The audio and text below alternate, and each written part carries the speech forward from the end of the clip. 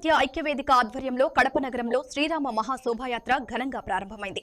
చిన్నచౌక్ పరిధిలోని ఆంజనేయ స్వామి ఆలయం నుంచి ప్రారంభమైన ఈ శోభాయాత్ర నగరంలోని ప్రధాన వీధుల గుండా సాగుతూ జై శ్రీరామ్ నినాదాలతో మారుమ్రోగింది.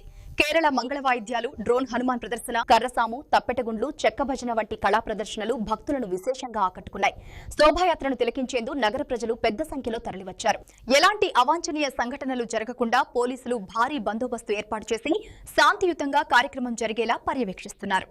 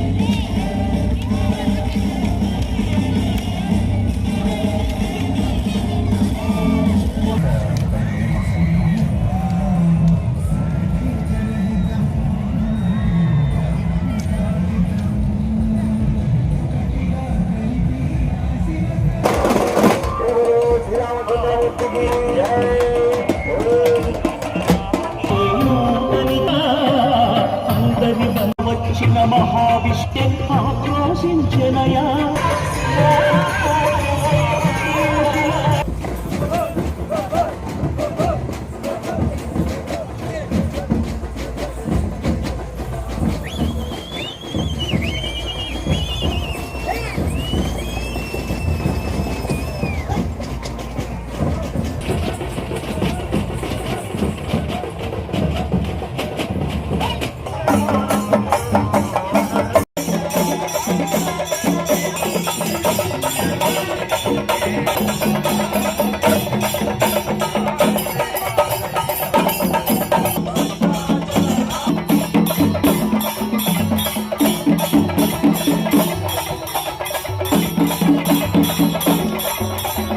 శివుడి వేషంలో ఉన్నానండి.